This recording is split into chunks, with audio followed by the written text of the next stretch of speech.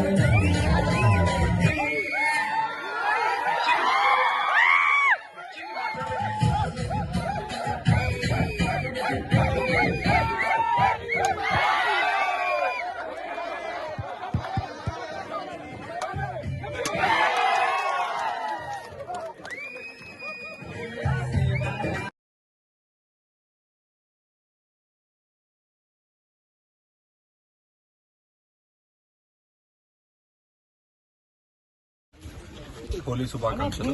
ఈరోజు హోలీ పండుగని ఒక ఆనందంగా ఎలాంటి అవంతరాలు లేకుండా ఎలాంటి గొడవలు చేయకుండా జరుపుకోవాలని కోరుకుంటున్నాము.